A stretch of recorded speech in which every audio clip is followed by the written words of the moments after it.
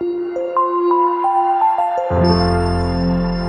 Afternoon to all of you. Myself Sandeep target IAS के YouTube channel में एक बार फिर से स्वागत करते हैं आपका। जैसा कि आपको पता होगा यार, हम नंबर सिस्टम पढ़ रहे थे और नंबर सिस्टम में एपी हमारी चल रही थी, इसके बाद जीपी चलेगी, इसके बाद एचपी चलेगी। तो अभी एपी चल रही थी। एपी जीपी एचपी को इतने आराम से और इतने प्यार से हम पढ़ा रहे हैं ताकि आपको कोई कष्ट ना हो। एक दिन केवल हमने आपको टर्म निकालना सिखाया है, दूसरे दिन का योग निकालना सिखाया है, तीसरे दिन मैं आपको एपी ही चलाऊंगा और आज से एपी खत्म हो जाएगी। एपी से ही ज़्यादातर क्वेश्चन बनते हैं, मतलब अर्थमेटिकल प्रोग्रेशन से ज़्यादा क्वेश्चन बनते हैं, जीपी एचपी से कम बनते हैं, इसलिए इसमें हमने ज़्यादा वक्त दिया है। हालांकि जीपी से थोड़ा बहुत क्वेश्चन आते हैं, एचपी से बहुत कम क्वेश्चन आते हैं। तो जीपी की एक क्लास लगेगी, एचपी की एक क्लास लगेगी, वो खत्म हो जाएंगे। एपी में हमने 3 दिन इसलिए लिया है क्योंकि यार इससे क्वेश्चन आते हैं। क्या होता है, कुछ बच्चे होते हैं जो कि पहली बार इन्हें देखते हैं। जब इन्हें पहली बार देखोगे तो किसी भी चीज़ को जब पहली बार देखोगे थोड़ा सा कष्ट होता है, जब कष्ट होने नहीं देंगे। इसीलिए मैं ये सोच रहा हूँ कि बहुत आराम से जो टॉपिक थोड़ा सा पहली बार पढ़ रहे हो या कि जो टॉपिक आपके लिए कठिन है उन्हें बहुत आराम से हम चलाएंगे, ठीक है। तो चलो, एपी का हमने 2 फार्मूले बताए थे यार। क्या क्या फार्मूला बताया था एक बार रिकैप कर लेते हैं। एक फार्मूला बताया था एल इक्वल होता है A plus N minus 1 into D, और एक हमने बताया था एस एन इक्वल होता है n by 2 a plus n minus 1 into d. इसमें हमने सब चीज बताई थी कि l क्या है, a क्या है, n क्या है, d क्या है। हमने बताया था जो d है वो कॉमन डिफरेंस है, n जो है तो टोटल नंबर ऑफ टर्म है, l जो है तो लास्ट नंबर है, जबकि n और क्या बच रहा है a जो है तो फर्स्ट नंबर था। ये सारी बातें हम पीछे कर चुके थे, तो अब इसके बारे में हम ज्यादा बात ना करेंगे, आगे बढ़ेंगे और क्वेश्चन से स्टार्ट करेंगे, ठीक है। क्वेश्चन से हम बातों को स्टार्ट करेंगे। समांतर श्रेणी एक क्वेश्चन है, अच्छा क्वेश्चन है। समांतर श्रेणी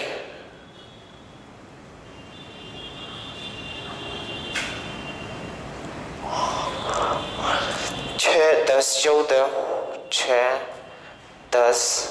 चौदह and so on 86, 6 10 14 and so on 86 का अंत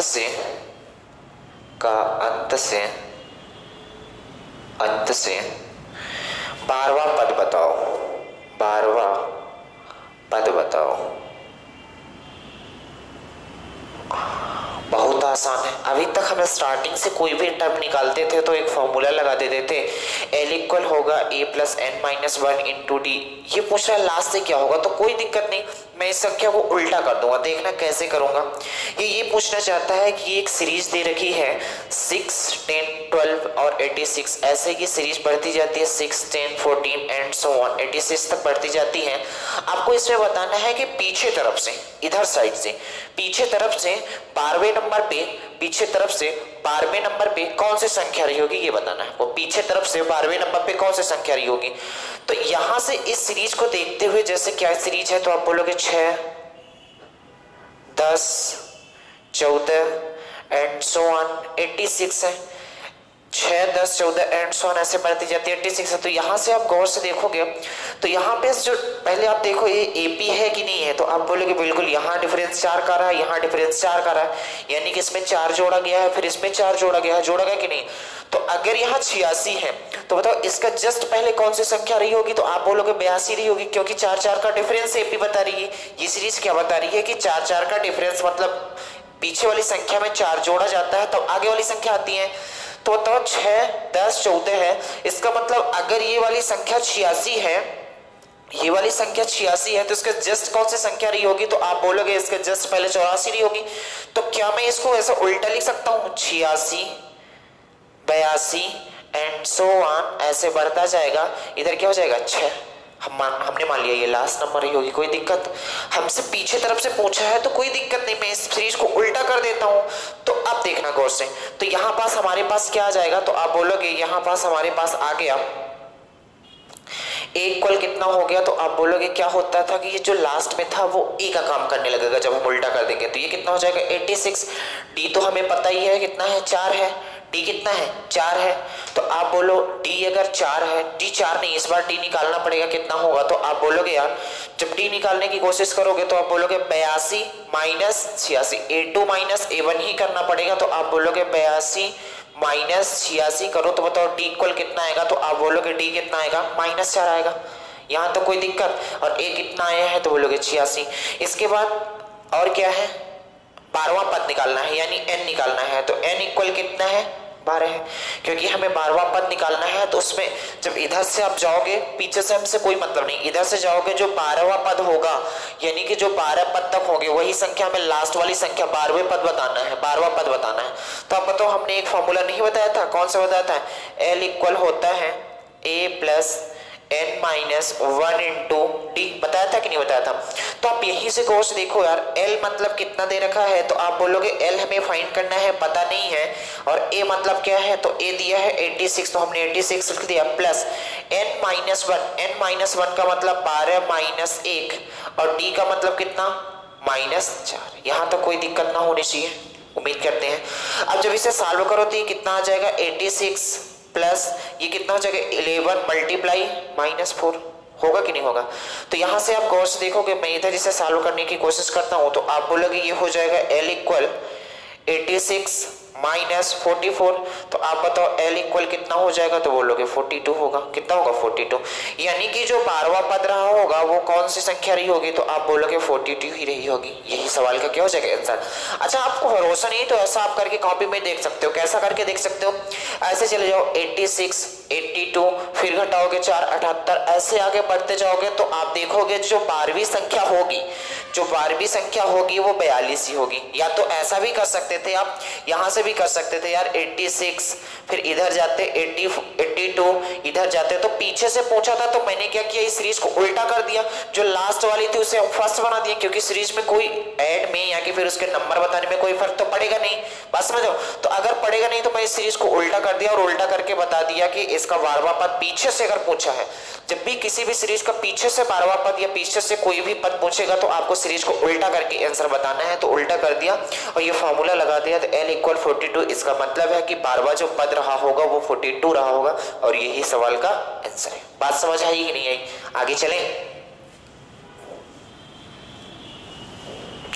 अब इसके बाद आपको एपी में कोई दिक्कत नहीं आएगी, आप कोई भी आप बुक उठा के देखना। हालांकि नॉर्मल सी बुक में ये एपी जीपी एचपी दिया भी नहीं रहता है, जैसे आप छोटी छोटी बुक रखते हो जैसे एसटी यादव हो गई, आर.एस. अग्रवाल, इन सब में एपी जीपी एचपी दिया भी नहीं है।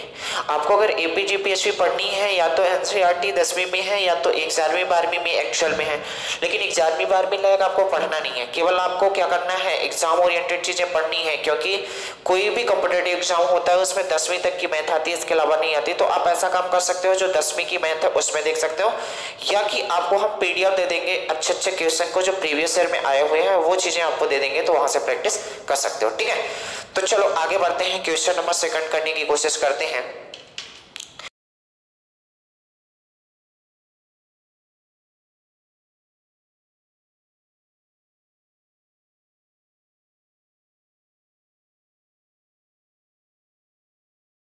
से पूर्णतः विभाजित हो।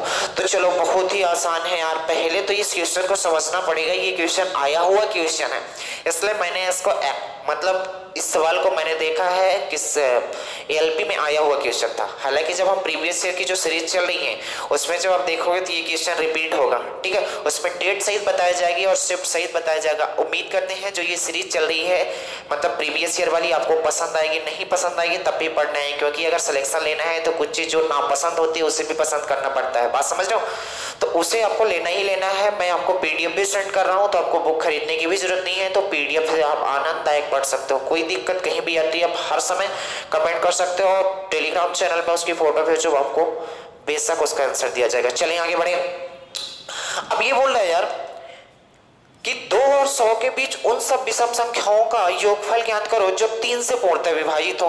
पहले तो मैं ये देख लेता हूं कि 3 से कौन कौन सी संख्या पूर्णतः विभाजित होती है। तो आप बोलोगे जो 3 से पूर्णतः विभाजित होती है, तो पहले तो 3 होती है, इसके बाद 6 होती है, इसके बाद 9 होती है, इसके बाद 2 और 100 के बीच होनी चाहिए, 2 और 100 के बीच होनी चाहिए। तो आप बोलोगे 3 हो गई, 6 हो गई, 9 हो गई, 12 हो गई, 15 हो गई, ऐसे ही बढ़ती जाएगी। ये 3 से विभाजित होगी। लेकिन उन्होंने एक वर्ड और लिखा है, क्या लिखा है आप गौर से सुनना, 2 और 100 के बीच उन सब विषम संख्याएं, उन सब विषम संख्याओं का योगफल हमें बताना है जो 3 से पूर्णतः विभाजित हो। मतलब वो 3 से विभाजित भी होनी चाहिए और ऐसी संख्या होनी चाहिए जो विषम संख्याएं होनी चाहिए। तो विषम संख्या क्या होती है आपको पता होनी चाहिए यार। ऐसी संख्याएं जो दो से पूर्णतः विभाजित नहीं होती हैं उन्हें विषम संख्याएं कहा जाता है। तो ऐसी संख्याएं हमें बतानी है जो 3 से विभाजित भी हो और क्या हो, विषम भी हो। तो पहले देखो कौन कौन सी संख्या आएंगी। तो बोलोगे ये 3 है, विषम भी है और कट भी रही है 3 से, ये 9 है, ये 15 है। जबकि ये जो 6 है और ये जो 12 है ये 3 से कटती तो हैं, लेकिन दिक्कत ये है ये सम संख्या है। क्वेश्चन ने बोला है उनका योगफल बताना है जो कि विषम संख्याएं होगी। तो चलो देखो एक सीरीज बनाने की कोशिश करते हैं। तो सीरीज क्या बनेगी, तो आप बोलोगे 3, 9, 15, 21 ऐसे ही बढ़ता जाएगा और कहां तक जाएगा, तो आप बोलोगे 99 तक जाएगा, क्योंकि ये 3 से कटता है और ये विषम संख्या भी है कि नहीं है। तो अब हमें ये बताना है, एक श्रेणी है, एक सीरीज है 3, 9, 15, 21 एंड सो ऑन 99 तक आपको बताना है इस सीरीज का योगफल क्या होगा। तो इस सीरीज का योगफल निकालना है तो पहले तो आपको ये देखना पड़ेगा कि हमारे पास है क्या क्या, उपलब्ध क्या क्या है। तो चलो देखो क्या क्या उपलब्ध है। तो बताओ a इक्वल कितना होगा, तो आप बोलोगे a इक्वल, a मतलब होता है फर्स्ट नंबर यानी कितना आएगा 3। अगर d की बात की जाए यार तो d क्या होता है, तो बोलोगे a2 माइनस a1। आप देख लो ये AP ही बन रही है, पहले ये चेक कर लिया करो। तो बोलोगे 6 जोड़ने पे 6 जोड़ने पे 6 जोड़ने पे तो AP ही बन रही है। तो आप बोलोगे जो d होगी तो 9 माइनस 3 कितना हो जाएगा, तो d इक्वल हो जाएगा 6। यहाँ तक कोई दिक्कत नहीं है। इसके बाद आपको n की जरूरत पड़ेगी, तो n आपको निकालना पड़ेगा। अब हमें पता नहीं कि इस सीरीज में कितने टर्म हैं, टोटल टर्म कितने हैं, तो आपको निकालना पड़ेगा। तो कैसे निकालोगे, एक फार्मूला, जब भी आपको n टर्म निकालना हो, टोटल नंबर ऑफ टर्म निकालना हो या कि लास्ट नंबर निकालनी हो, तो हमने आपको फार्मूला बताया है कौन सा, L इक्वल होता है a plus n minus 1 into D. तो L का मतलब लास्ट नंबर कौन सी है, तो आप बोलोगे 99 इक्वल a का मतलब कितना दे रखा है 3 प्लस n हमें नहीं पता निकालना ही है 1 इंटू डी का मतलब कितना है 6 है। अब तो 99 ये 3 इधर आएगा तो कितना हो जाएगा, तो आप बोलोगे 99 में 3 को जब घटाओगे तो ये हो जाएगा 96, कितना हो जाएगा 96 और डिवाइडेड बाय ये 6 इधर आएगा तो 6 हो जाएगा, कितना हो जाएगा n माइनस 1। तो आप देखो जब ये कटेगा तो ये कितनी बार कटेगा, तो 6 का 6 संख्या यानी कि n इक्वल एक्चुअली में कितना आ जाएगा, ये 1 इधर आएगा तो कितना हो जाएगा 17 हो जाएगा। यानी कि टोटल नंबर ऑफ टर्म कितने हैं 17 हैं। कहने का मतलब है टोटल नंबर ऑफ टर्म कितने हैं 17 है। कहने का मतलब है ये सीरीज 3, 9, 15, 21 ऐसे बढ़ते बढ़ते जब 99 तक पहुंचेगी तो इस टोटल सीरीज में कितने टर्म होंगे, कितनी टर्म का मतलब है कितनी संख्याएं होंगी, तो आप बोलोगे मेरे दोस्त इसमें कुल मिला के 17 संख्याएं होंगी। बात समझ आई कि नहीं आई। अब किसकी जरूरत पड़ेगी, कुछ नहीं। अब चलो स्टार्ट कर देते हैं। एक फॉर्मूला, योगफल निकालना है तो फॉर्मूला कौन सा लगाओगे, तो आप बोलोगे SN इक्वल होता है n/2 2a plus n minus 1 into D. यही होता है कि नहीं होता। तो बस आपको कुछ नहीं करना है, बस फार्मूले में वैल्यू पुट कर देनी है, इसके अलावा कुछ नहीं करना है। n/2 का मतलब क्या है, n कितना है, तो बोलोगे 17/2 2a, 2 मल्टीप्लाई a का मतलब कितना है, तो बोलोगे 3 है तो मल्टीप्लाई 3। n कितना है, तो बोलोगे 17, यहां प्लस का साइन लगा हुआ है, एक second, plus 17 minus 1 into D का मतलब कितना है 6। कोई दिक्कत यहां तक नहीं होनी चाहिए। जब इसे आप सॉल्व करने की कोशिश करोगे तो ये हो जाएगा 17/2, ये कितना हो जाएगा 6 प्लस 17 में 1 घटाओगे 16 और 16 में 6 का मल्टीप्लाई करोगे कितना आ जाएगा 96। यहां तक कोई दिक्कत ना होनी चाहिए, उम्मीद करते हैं। अब आगे बढ़ते हैं, ठीक है। अब जब SN इक्वल यहां कितना हो जाएगा, तो आप बोलोगे यहां हो जाएगा 17/2 मल्टीप्लाई, इसे जब जोड़ोगे तो कितना हो जाएगा 6 6 12 और 9 1 10 100 तो हो जाएगा। कोई दिक्कत यहां तक, आप देख लो। इसको जब जोड़ोगे तो कितना हो जाएगा। अब इसे काटते हैं, जब काटेंगे तो बोलो कितना आ जाएगा 2 5 6 10 और 2 1 कम 2, यानी कि SN इक्वल कितना हो जाएगा, तो आप बोलोगे 17 मल्टीप्लाई 51, तो बोलोगे कितना हो जाएगा 17 1 कम 17 और 17 50 85 1 86 867। यानी कि हमने जब ऐसी संख्याएं ली जो कि 3 से विभाजित भी हो और 2 से 100 के बीच में भी हो और विषम संख्याएं भी हो, तो उनका योगफल हमने निकाला तो कितना आया 867। बात समझ आई। कोई दिक्कत तो नहीं है यहाँ तक? आप देख लो एक बार गौर से, हमने कुछ नहीं किया, केवल फार्मूले में उनकी वैल्यू पुट कर दिया। अब देखो आपको ये फार्मूले याद करने ही पड़ेंगे क्योंकि इसका कोई शॉर्ट तरीका नहीं है यार, तो आपको इन फार्मूलों को याद रखना ही पड़ेगा एग्जाम तक। एग्जाम के बाद आप भूल जाना कोई दिक्कत नहीं, एक बार नौकरी पालो। वैसे भी आपको लग रहा होगा हम एक बार नौकरी तो पालें, जैसे ही नौकरी पाएंगे तो इस पढ़ाई को मैं इतनी दूरी बना लूंगा इससे कि जिंदगी में दोबारा आएगी नहीं। कुछ लोग से तो मैथ्स में इतना डर लगता है कि लगता है यार ये कौन से सब्जेक्ट है। डरावनी नहीं है, बस थोड़ा सा क्या है आपको प्रैक्टिस करने की जरूरत है। जैसे इन चीज़ों को अगर क्लास में जब बताया जाता है तो बच्चे की संख्या अगर बहुत ज़्यादा होती है तो धीरे धीरे कम हो जाती है। क्यों? क्योंकि यार मैं बताऊँ ये फार्मूले उन्हें नहीं याद हो पाता। जब फार्मूले ही नहीं याद हो पाता तो वो क्या करते हैं, छोड़ देते हैं, बोलते हैं कि यार समझ में नहीं आया तो मतलब क्या। यार समझो तो पहले, जब तक ये चीज़ें नहीं करोगे तो केवल आप उस वहाँ तक जा पाओगे कि केवल दरवाजे तक जाओगे और दरवाजे के अंदर नहीं जा पाओगे। कहने का मतलब है कि आप मेरिट के दरवाजे तक पहुंचोगे लेकिन मेरिट को क्रॉस नहीं कर पाओगे तो कोई मतलब नहीं मिलेगा। जब तक मेरिट के दरवाजे से आगे नहीं बढ़ोगे तब तक कोई मतलब नहीं मिलेगा। अगर मेरिट के दरवाजे में आना है तो ये चीजें आपको पढ़नी पड़ेगी। बात समझ आई? चलें आगे।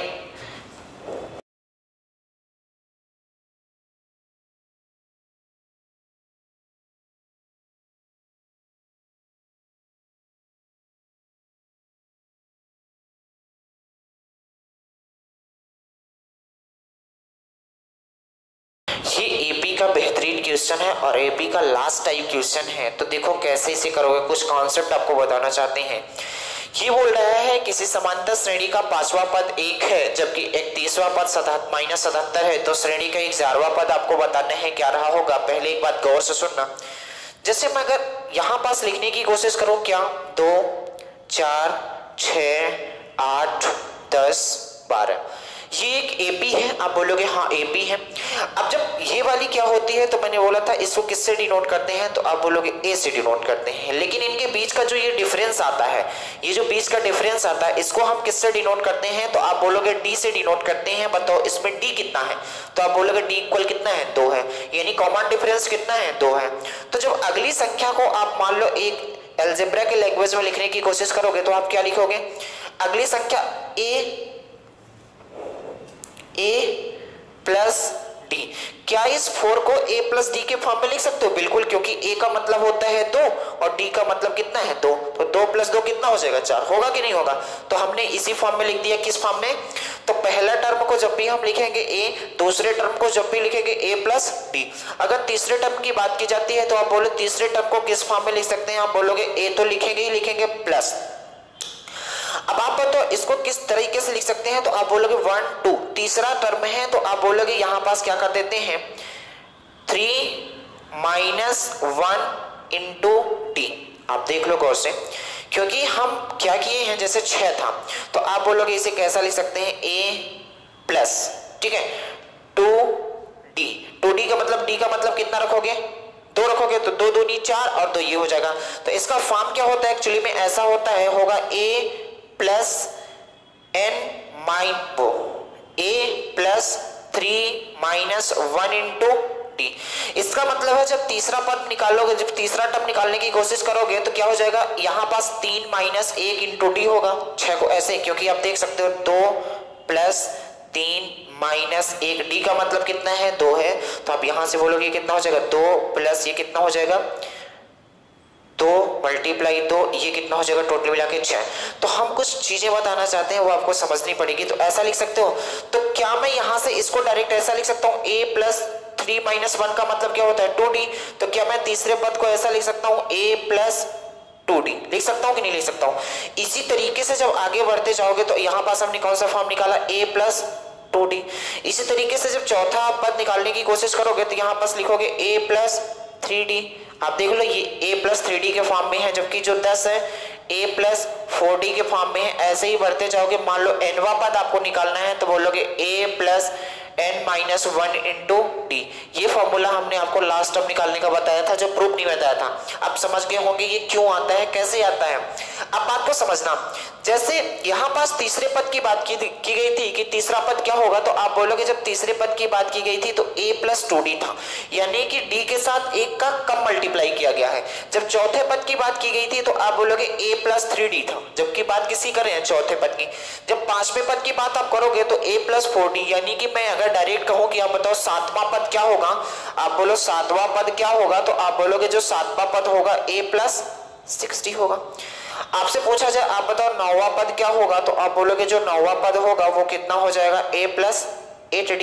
ए क्या हो जाता है, कम होके डी से क्या हो जाता है, मल्टीप्लाई हो जाता है। बात समझ आई कि नहीं आई? तो अब क्वेश्चन जो बोल रहा है ये बात समझ गए। जैसे सातवां पद पूछा जाएगा तो आप बोलोगे a प्लस 60, एक कम करके d से मल्टीप्लाई।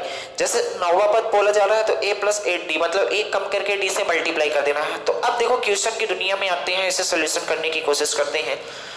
तो कैसे करोगे, गौर से सुनना। अब बोला है किसी समांतर श्रेणी का जो पांचवा पद है एक है। यहां बोला गया है कि जो पांचवा पद है वो कितना है, एक है। तो बताओ किसी भी एपी का, यानी किसी भी समांतर श्रेणी का जो पांचवा पद होता है, होता क्या है, तो आप बोलोगे जो पांचवा पद होगा वो क्या होगा, अभी हमने बताया एक कम करके 4d इक्वल कितना दे रखा है। पांचवें पद को ये लिख सकता हूं कि नहीं लिख सकता हूं, बिल्कुल लिख सकता हूं। और आ गया हूं, इसके बाद बोला गया है और 31वां पद, और क्या बोला गया है, 31वां पद। 31वां पद कितना दिया है, तो आप बोलोगे जो 31वां पद है वो -77 है। तो क्या मैं 31वें पद को ऐसा नहीं लिख सकता, a प्लस 13d इक्वल कितना, -77, क्योंकि 31वें पद को ऐसा तो लिख सकता हूं a प्लस 30d इक्वल -77। कोई दिक्कत है?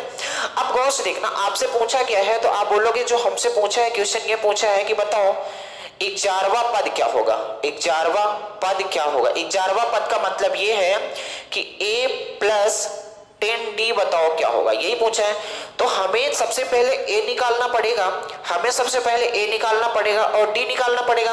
अगर a d हमें पता हो जाएगा तो इस वाले इक्वेशन में अगर मैं रख दूंगा तो क्या 11वां पद नहीं निकल जाएगा, बिल्कुल निकल जाएगा। तो सबसे पहले हमारे पास दो कंडीशंस दे रखी हैं, एक तो 31वां पद दे रखा है, एक तो 5वां पद दे रखा है। इन दोनों को जब हम सॉल्व करेंगे तो यहाँ से ad मिल जाएगा और ad की वैल्यू उठा के इसमें पुट कर देंगे तो वो सवाल का आंसर हो जाएगा, यानी 11वां पद हो जाएगा। चलो सॉल्व करने की कोशिश करते हैं। आप बताओ ये पहला इक्वेशन, ये दूसरा इक्वेशन आपने विलोपन विधि कभी बचपन में पढ़ी होगी, तो यहाँ क्या लिख दो, a प्लस 13d इक्वल कितना, -77। मैं इसे क्या कर देता हूँ, माइनस कर देता हूँ। जब माइनस करूंगा तो यहाँ माइनस हो जाएगा, यहाँ जब माइनस करेंगे तो क्या है, जहां प्लस लिखा है वहां माइनस हो जाएगा, जहां माइनस लिखा है वहां प्लस हो जाएगा। तो यहाँ प्लस था तो माइनस हो गया। बताओ यहाँ माइनस है तो यहाँ क्या हो जाएगा, प्लस हो जाएगा। ये तो कट जाएगा, ये कितना हो जाएगा 30 में। अगर जैसे ही आप यहां से d घटाने की कोशिश करोगे, 30 में 4 घटाओगे तो कितना आ जाएगा, तो बोलोगे 26d इक्वल कितना हो जाएगा, ये 78 हो जाएगा। तो d इक्वल कितना आएगा, तो आप बोलोगे 78 डिवाइडेड बाई कितना, 26 होगा। अब बोलो 26 से कितनी बार जाएगा, तो आप बोलोगे 3 बार जाएगा ये, 26 या 78। हाँ ठीक है, 26 से कितनी बार जाएगा, 3 बार। तो बोलोगे d इक्वल कितना आ गया, 3 आ गया। अब एक चीज हमारे पास आ चुकी है, d कितना है, तो आप बोलोगे जो d है वो 3 है। अब d की वैल्यू या तो आप इस इक्वेशन में रख दो, या तो आप इस इक्वेशन में रख दो, किसी भी इक्वेशन में रख दो तो a की वैल्यू मिल जाएगी। तो वहां से हम रखने की कोशिश करते हैं, a की वैल्यू निकालेंगे। तो मैं इस इक्वेशन में रख देता हूं, आप इसमें भी रखोगे तो भी आंसर सेम आना है। तो आप जो छोटा इक्वेशन हो उसमें रख दिया करो। तो क्या है, a प्लस 4d इक्वल 1 दे रखा है। तो आप बोलो a की वैल्यू कितनी है, हमें निकालनी है +4, d का मतलब कितना दे रखा है। याद रखना यहाँ -3 आया है, क्योंकि यहाँ माइनस था तो यहाँ माइनस ही आएगा, क्योंकि यहाँ माइनस लगा था। तो d इक्वल कितना आ गया, -3 हो गया। तो बताओ इसमें -3 का जब मल्टीप्लाई करेंगे इक्वल 1 आएगा। तो a -12 इक्वल कितना हो जाएगा, 1। तो a इक्वल कितना हो जाएगा, ये माइनस में है, उधर जाएगा तो बताओ कितने में आएगा। तो बोलोगे 1 + 12। तो a इक्वल कितना हो जाएगा, 13 हो जाएगा। होगा कि नहीं होगा, क्योंकि d यहाँ पास जो आया था माइनस में आया था, d इक्वल -3 हो गया। तो बताओ a इक्वल कितना हो जाएगा। तो आप बोलोगे 4 × -3 इक्वल 1 था, तो a -12 इक्वल 1 था, तो a इक्वल कितना हो जाएगा, 30। ये प्रोसेस आपको करनी ही पड़ेगी। अगर कैलकुलेशन आप मन में कर लेते हो तो अच्छी बात है, नहीं कर पाते हो तो इतना आपको लिखना ही पड़ेगा। और आगे बढ़े तो आप बोलोगे अब हमारे पास a भी मिल गया और d भी मिल गया, चलो रख देते हैं। तो बोलो a जब रखने की कोशिश करोगे तो कितना आएगा, a कितना था, तो आप बोलोगे 13 + 10। d की वैल्यू कितनी है, तो आप बोलोगे d की वैल्यू -3 है, तो मल्टीप्लाई -3 इक्वल पता नहीं, तो करते हैं। ये कितना हो जाएगा 13, ये कितना हो जाएगा -30 इक्वल कितना हो जाएगा। तो आप बोलोगे जब 30 में 10 घटाएंगे तो 20 आएगा, 3 और घटा दें तो कितना हो जाएगा, 17 हो जाएगा। और 17 इस सवाल का क्या हो जाएगा, आंसर हो जाएगा। यानी कहने का मतलब इस सीरीज का जो 11वां पद रहा होगा वो क्या रहा होगा, तो आप बोलोगे इस सीरीज का 11वां पद क्या रहा होगा, 17 रहा होगा। बात समझ आ गई कि नहीं आ गई, कोई दिक्कत? 17 नहीं -17 होगा, एक बार और देख लेना, यहाँ माइनस प्लस की गलती हो रही थी। क्यों -17 होगा, तो आप बोलोगे यार बड़ी जो संख्या है जैसे 30 है, इसका चिन्ह है, इसलिए यहाँ क्या हो जाएगा, -17 हो जाएगा। बात उम्मीद करते हैं आप समझ गए होंगे क्या क्या हम कहना चाहते हैं। एक बार और देख लो क्या हम समझाना चाहते थे, क्यों बहुत छोटा है ये वाली कैलकुलेशन, आप सबको मन में करनी है यार। मैं समझाने के लिए इतना बताया हूँ, वरना आप कैलकुलेशन मन में करोगे क्यों, क्योंकि यार जब ये कैलकुलेशन सारी बातें करोगे तो टाइम लग जाएगा आपको। तो इतनी प्रैक्टिस करो कि ये कम से कम दिमाग में आप कर पाओ, वरना ये तो चीज़ें आपको करनी ही पड़ेगी। ये सारी चीज़ें विलोपन भी लगाना पड़ेगा, योगफल अगर आएगा तो वो फार्मूला लगाना ही पड़ेगा। तो कुछ चीज़ें हैं जो अपने जल्दी से सॉल्व कर सकते हो, कुछ दिमाग से सॉल्व कर सकते हो, तो थोड़ा आपको क्या होगा, पेपर में आपका टाइम कम लगेगा। चलो एक बार फिर समझ लेते हैं। 5वां पद दिया था 1 था, 5वें पद का मतलब 1 + 40 = 1 था। और तो जबकि 31वां पद दिया था -77, 31वें पद का मतलब क्या होता है हमने बताया था, जब भी 30वां पद पूछे 1 कम करके d से मल्टीप्लाई कर दो तो 1a + 13d = -77 हो गया। हमने दोनों को लिखा और विलोपन भी से सॉल्व कर दिया, यहाँ से d की वैल्यू -3 आ गई। d की वैल्यू या तो आप इस इक्वेशन में रख दो या तो इस इक्वेशन में रख दो, तो a की वैल्यू आएगी, a की वैल्यू कितनी आएगी, 13 आ गई। यहाँ पास आप पुट कर दो तो वो 10वां पद आ जाएगा। उम्मीद करते हैं बात आप समझ गए होंगे क्या हम कहना चाहते हैं, बात समझ गए। तो इस टाइप से ये क्वेश्चन थे यार। चलो एक क्वेश्चन और कर लेते हैं, इसके बाद आगे बढ़ते हैं, ठीक है। चलो नहीं तो चलो, वैसे उम्मीद करते हैं आप समझ गए होंगे क्या क्या तरीका है इसके। अब बहुत ज़्यादा क्वेश्चन इसमें केवल प्रैक्टिस के लिए हम करा सकते हैं और तरीका यही रहेगा निकालने का। चलो आज के लिए इतना ही करते हैं, बाकी नेक्स्ट डे करेंगे। आज से एपी खत्म हो जाती है। एपी के किसी भी क्वेश्चन में आपको डाउट लगता है, कॉम्पिटिटिव एग्जाम के एपी में किसी भी क्वेश्चन में आपको डाउट लगता है तो आप बेहिचक मैसेज कर सकते हो, उसमें आपको सोल्यूशन दिया जाएगा, कोई दिक्कत नहीं है। अब जो पढ़ेंगे हम इसके बाद वो जीपी पढ़ेंगे, फिर एचपी। हालांकि ये एक एक वीडियो में हम समाप्त कर देंगे। इसके बाद number of zeros number system में बच जाता है, इसके अलावा कुछ नहीं बनता। तो चलो आज के लिए इतना ही करते हैं, बाकी नेक्स्ट डे करेंगे यार। आप एंजॉय से पढ़ते रहो, उम्मीद करते हैं आप जो प्रैक्टिस सेट चल रहा है उसे भी लेने की कोशिश करोगे। चलो धन्यवाद।